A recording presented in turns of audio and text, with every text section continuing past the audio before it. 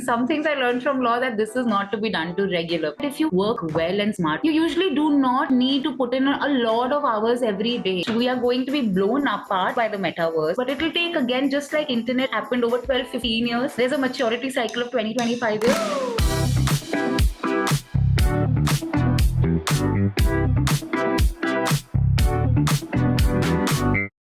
Welcome everyone to another episode of the BigSmall Talk podcast. Today we have Miss Resha Jain, the Chief Brand Officer at Giva with us. So ma'am, how are you doing? I'm doing good, Shubhankar. I'm doing very well. So ma'am, this podcast we started so that our viewers can know about the small steps taken by the leaders such as you to make it big in their life. So this was the reasoning behind starting this podcast. So let's get right into it. So first, ma'am, I was looking into your profile and seeing that you have done your studies in law. So I was intrigued and wanted to know what was the reasons behind the shift and how you made the shift to marketing. So what was the... Well, actually, Shubhankar, thank you firstly for diving into me. And I want to tell you that everybody asks me about this because, of course, I studied law from the same college. Actually, I was in symbiosis, and then I practiced as a corporate lawyer for the next couple of years. And although I really enjoyed my time and stint as a corporate lawyer, it was very clear to me that I wanted to do something a little more creative because I like combinations which are left and right brain combinations of work. Once that became clear to me, and initially you're very young, you're still deciding. I can't explain to you what it was like at that time, but blogging was becoming big. People could travel. Those things were just happening in India, and I thought I could be a part of that as well. And of course, you daydream a little. You take a decision because you're young and you feel like you can do anything. So it literally happened like that. It was a decision that grew in me over 6 months, where I realized that I like law, but I want to do something else. In my whole life, I couldn't see myself doing law. So that's where it started from. I had no idea what I would do next. I just knew that I would want to blog a little and travel and do stuff like that. But life doesn't happen that way always. What really happened was that I tried to write for certain people, like my friends were in the magazines, whether it was Marie Claire or they were working with big agencies like JWT. So they used to give me these freelancing articles to write and stuff. And another friend of mine was opening a digital marketing company, which was a very new thing at that time, like this is 2010 we're talking about. So I just started helping him with it because just generally, and I enjoyed it.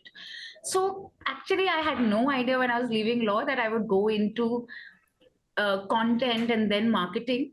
But it so happened because I could write a little bit.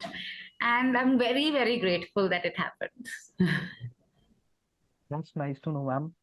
Ma'am, I wanted to know what was some of the learning which you helped you from studying law, which you used in writing content, or which helped you in learning from studying the law case studies, and which helped you by studying law, which can help in other marketers also, so that they can also learn something from law, if there are any. Shivankar, actually, honestly, more than marketing, law really teaches you a lot of things about your career. So as you grow in your career, you manage a lot of people. I think law really puts the thing of what is logically right and what is rationally correct versus what is rationally incorrect. That helps in everyone in everything. There's no way that knowing right from wrong does not help you in your career. Understanding logic based anything, to understand logic, to understand, okay, 75-80% people are understanding it, this passes the test. Those are very basic principles that law teaches you. I am very grateful for law because not only that, it taught me a lot about what kind of writing you should not do. Actually, with case laws and everything, it is very detailed, which regular people will never be able to take.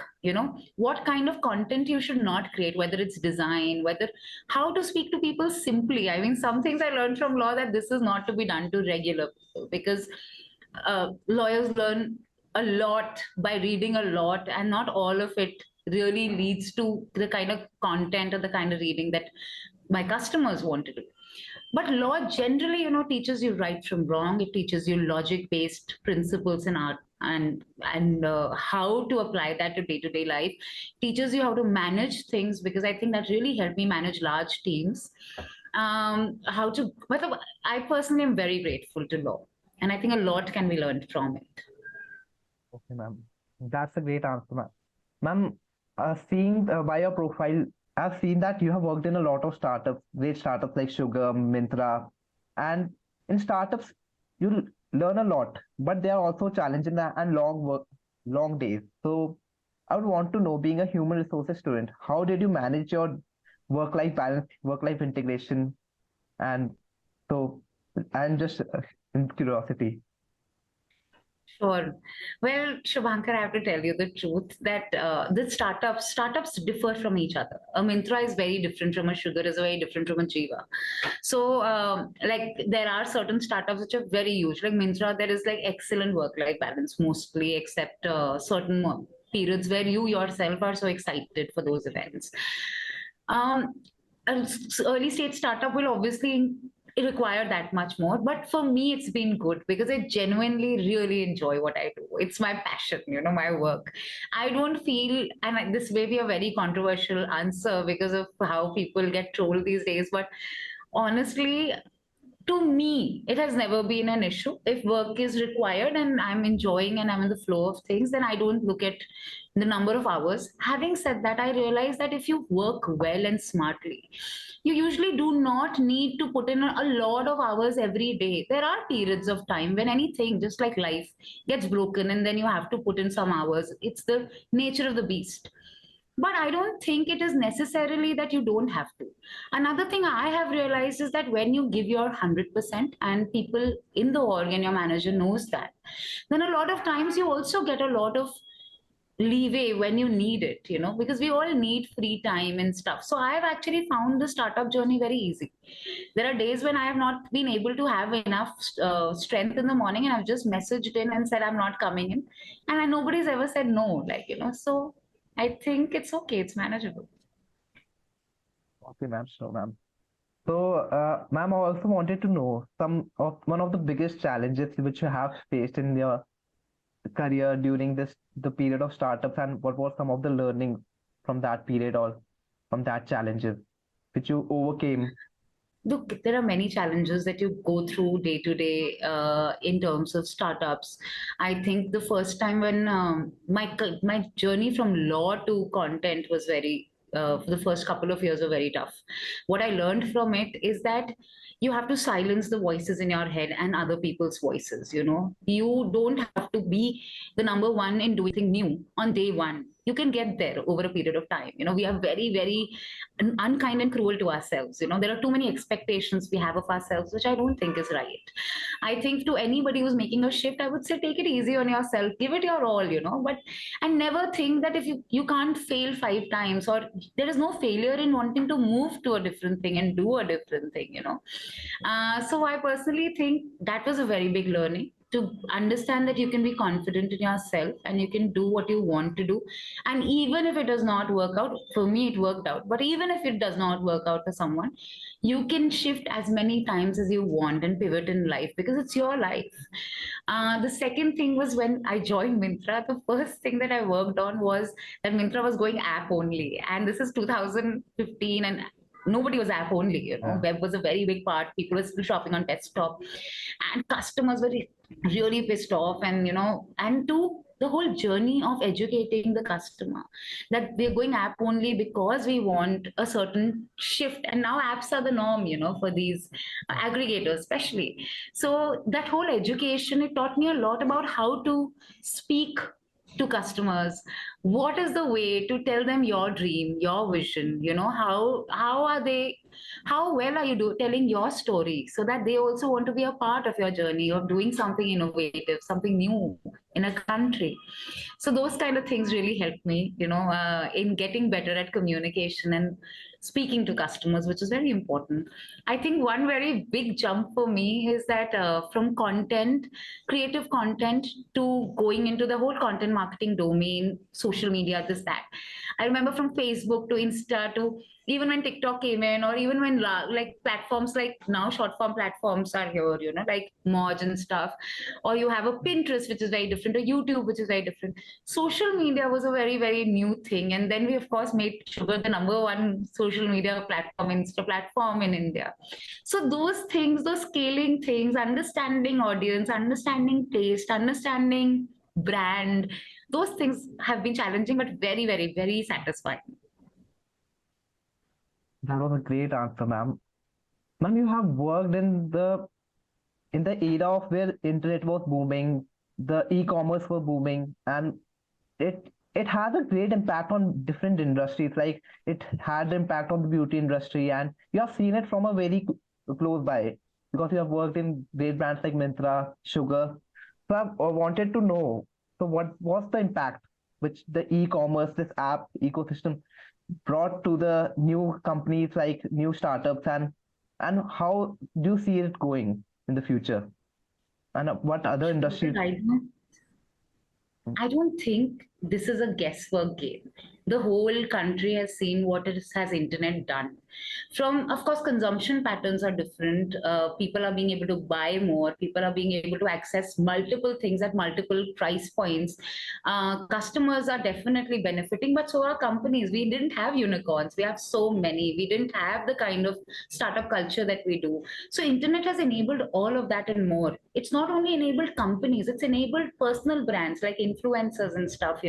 The amount of jobs generated, the amount, whether it's an Ola cab driver to an Ola, like, we have seen every single thing to a 10-minute delivery now. I mean, things have become much better. Some things have become not so great. But having said that, I think it is there to stay. And this is only going to keep transforming, because that's the way of the world. Everything matures, and internet is at a very, very good place in India with maturity, with penetration. I think now next we are going to be blown apart by the metaverse, but it'll take, again, just like internet happened over 12, 15 years. There's a maturity cycle of 20, 25 years. Even metaverse will, if it started building, it will mature in 10 years, and then there will be a cycle where people will reap benefits of it. So I personally think internet has been a game changer as far as startups are concerned, a game changer as far as customers are concerned, a game changer as far as services and products are concerned. Okay, great, ma'am. The boom of the geo or the internet made a lot of influencers, and there was a boom in digital marketing. So I'm being a curious person. I just wanted to know that are these influencers charge a lot of money for the brands, and that the amount of coverage and the amount of clicks they provide. So for a new brand, new startup, is it worth it to go to the direction of digital marketing using these influencers, or what's the ROI which the company gets? Is it good, or are they worth it? That's what I wanted to ask. Absolutely, I think they're very worth it. They're very worth it, Shubhankar. I mean, I think influencer marketing ultimately, in terms of a lot of different things, can give you a much lower CAC and much lower cost of acquiring these customers. A lot of education is built around your product. A lot of usage is seen of your product. Those things are very, very good. But of course, influencer marketing is an art in itself. It doesn't mean that you go to 50 influencers, give them your products. You have to see whether those influencers are, how are they creating the content, is that in line with what you want to say, it does they do the kind of audience do they have, that they have, is that the audience that you want to tap into? So influencer marketing also has to be done very right. But when I mean, I think when it's done right, it is very, very good. It's a lot of ROI. Digital marketing 100%, because till a certain scale, digital marketing can give you a lot of good ROI for your brand. But of course, uske saath saath you have to build a brand. You have to be listed in places so that there is credibility.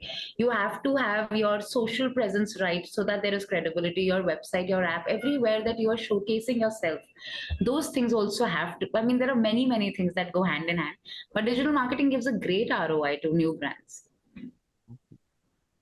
So, ma'am, going back to the beauty industry, you have also worked in sugar. And so, how do you see the beauty industry evolving in the future? And also, I just wanted to ask, what are some of your favorite innovations or some of the innovations you want to see in the beauty industry going forward? So, Actually, the last 7, 8 years have been very, very, very huge for beauty in India, especially because I think Nykaa came in first, and that started a beauty boom in India. I worked with Sephora also before I joined Sugar, actually, and that was a very different thing. It was very international, very aggregator, but of a very niche kind of business.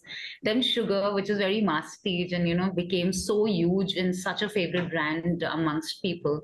What I see is that beauty industry in India is still in a very, very beginners phase, which means there's a percentage of audience which understands a lot of advanced makeup, but most of the audience actually is not very aware. So the beauty industry has been working towards generating awareness, and a lot more penetration will happen in terms of makeup usage. I think we are in a very good place now, but this is going to continue becoming huger and bigger as more and more Gen Z people grow up, they have more yeah, buying power because that's where a lot of makeup is used, I mean millennials. But so beauty industry is growing. There's going to yeah, be very, very good growth because right now their penetration in terms of the advanced makeup usage is very little in India. okay. I think with the rise in influencers, people are getting a lot more knowledge of how to wear makeup, use makeup to feel great, to do things. I mean, it's your own right to play with makeup if you want to. There is also that acceptance that's coming in. I think with beauty industry, what are my favorite innovations? Honestly, I really like very basic practical things. I think the way beauty industry has worked on giving makeup which lasts way longer, it is very useful, especially for women who are working and stuff, because you don't have to worry about a lot of touch-ups and stuff. I think these days a lot of innovative packaging with like 2 or 3 products in one go, very easy to carry. Those Mm, things are really good. okay. Formulas have become good. People have become very, very aware about how products affect their skin, affect them. So I think that kind of awareness is really good. That's one thing that I really enjoy these days. Yeah, those are my favorite things in the beauty industry right now. Yeah, that's great to know. I've also seen a lot of companies are also going towards natural products and the natural source ingredients and how so there has been a lot of innovations which are happening in the beauty industry. So, um, also talking about the beauty industry right now, it's growing a lot, but most of the market is still in the tier two, tier three cities, and so and in the offline market. So how is online companies and the companies trying to capture that portion of the market? What can be some of the strategies which they can use to go offline, which they are trying to do? So I think, look, Shabhankar, right now India still shops, 70% India shops in stores and offline. But I don't think that means that 70% India makes its decision to shop in stores. yeah, yeah, true. Decision is largely made online because people are constantly on their phones or on some device. They are being bombarded with ads, with content, with different kinds of interaction with products. So they may go to a store and make their final purchase, and of course a lot of people could be converted in stores, but a lot of intention, whether you know a brand or not, whether you understand the product or not, whether you've seen an influencer use it or not, whether you've seen it being used 5 different ways, whatever it is, happens online. So your consideration set is formed online, I think, to a large extent these days. So I think it should be a mix, whether you are targeting tier one, tier two, tier three, your strategy has to be a mix of online and offline. You, of course, have to understand online, maybe the platforms being used are very different from offline. Tier 2, tier 1 platforms could be slightly different. Everybody may be using Instagram, but maybe tier 2 is using more Facebook than tier 1 is now. Maybe tier 2 is watching more Moj than tier 1 is right now. So you have to Yeah, understand and that is, I'm talking about beauty right now, but for different industries this could differ. Where are people making up their minds?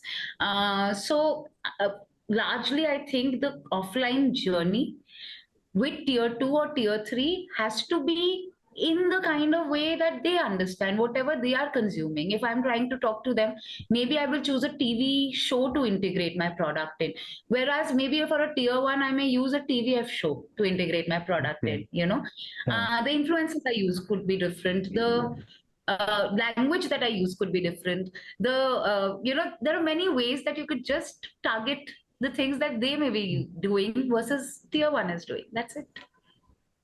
Basically, I feel that you should know your customer and then should make your strategy who you are trying to target. Yeah. Okay. So, Nailed it. You've nailed it. okay. Okay. So I just wanted to also ask, like you have been in content marketing and you have been in different industry like fashion industry, beauty industry, and now in jewelry industry. So how is the content marketing different or similar between the different industries? So can you spread some light on it?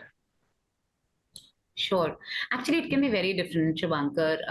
But it's not only like lifestyle and fashion and shoes versus accessories, because at Myntra we were doing many different types of products, right? Whether it could be a watch, it could be a pair of sunglasses, it could be beauty, it could be clothes, it could be Indian clothes versus Western clothes, it could be menswear versus Indian wear, it could be international versus very desi, so or whether it was Arvind, there were many, many brands. There was Sephora, there was Gap, there was Aeropostale, there was Flying Machine, very different audience of Flying Machine and Gap.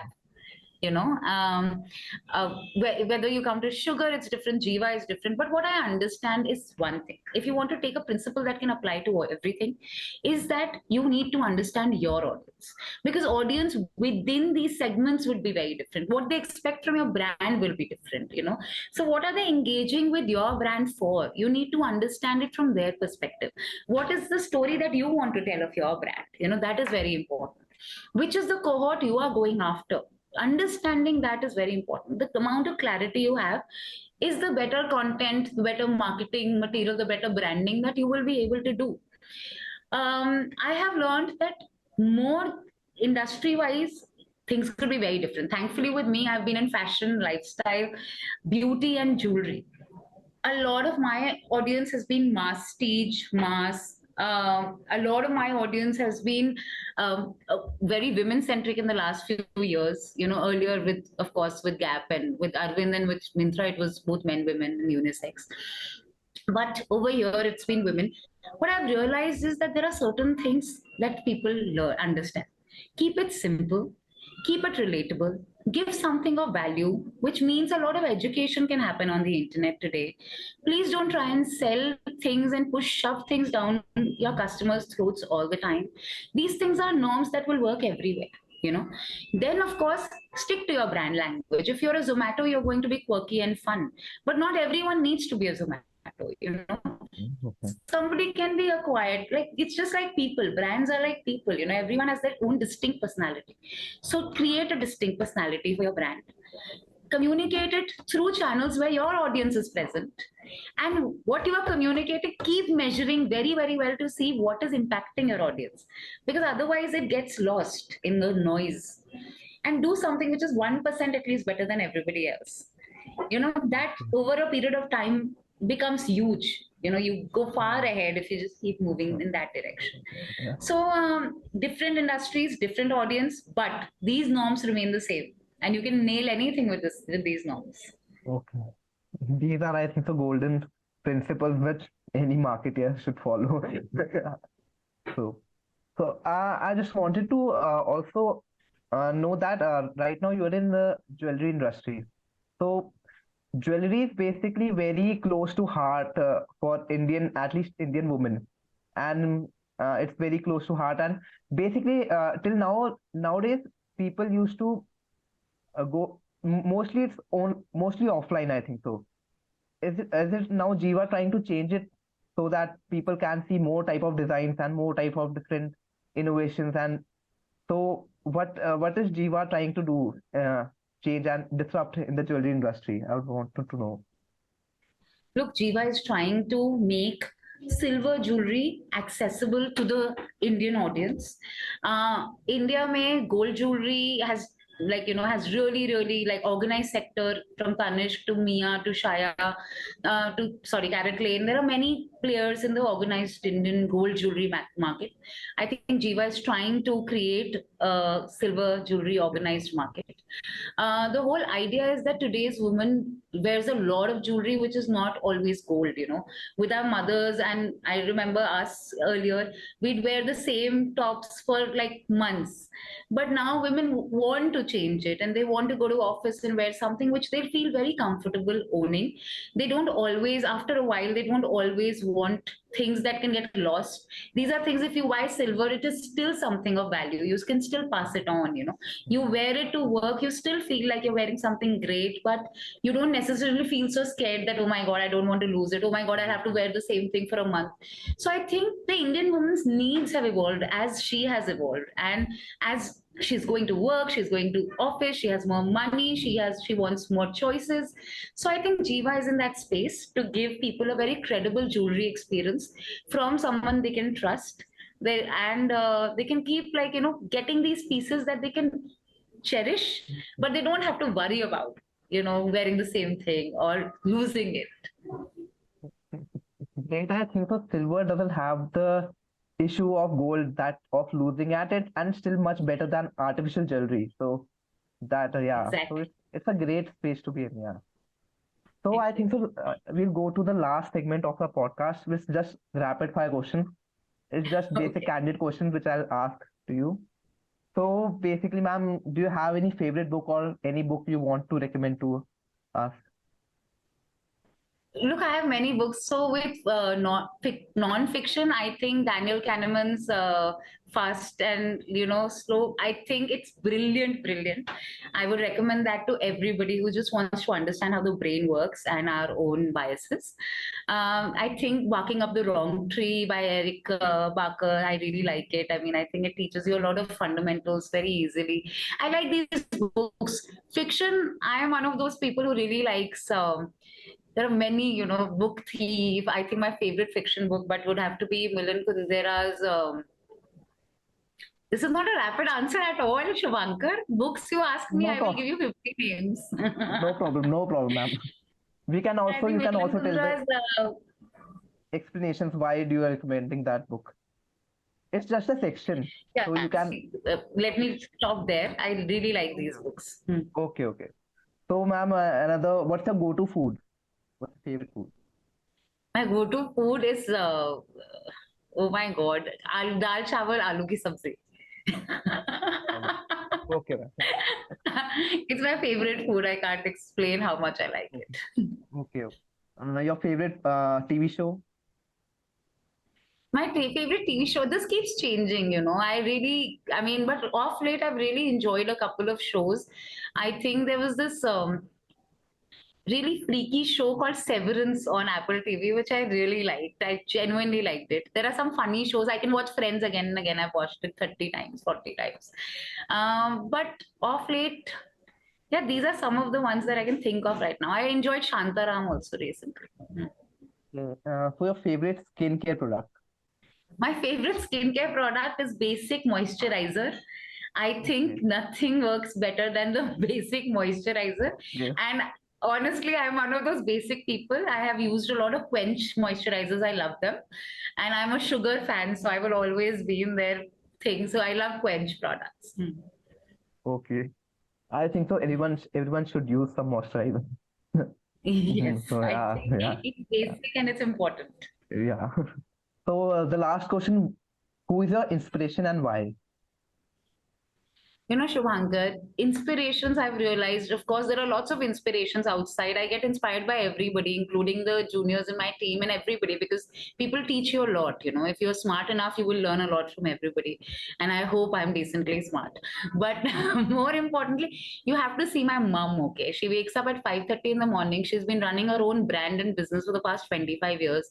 She's won some, matlab, at a time that women did not work, and I come from a small town, Ranchi. She managed to build a business where she's been awarded the best woman entrepreneur in Jharkhand many times. And she is so passionate about life, about doing what she loves. So from 5:30 to 8:30 in the night, she is on the run and she manages everything on her own. So you have to have a mother like that. She's a benchmark. You can never, I can never ever get there. Vinita So was a I great mentor also. I mean, in the sense, she was just so inspiring. Again, women, I think, inspire me a lot. I loved working with Kaushik. I loved working with Ishane. I loved working with many people. But Vinita, I mean, I think as a woman, when you see somebody who really has so many things to do and she still manages to do it so beautifully, that's also very inspiring. people like these always inspire everyone. So that's great to know. So we'll be closing the podcast. It was great talking to you, ma'am. Yeah. Thank you so much, So, Shubhankar. I hope thank it you. helped. Yeah, it helped me a lot, and thank you for giving us a valuable time I for was this very, very podcast. happy to do it. Thank you so much, ma'am. Very happy to do it. Thank you. Thank you so much.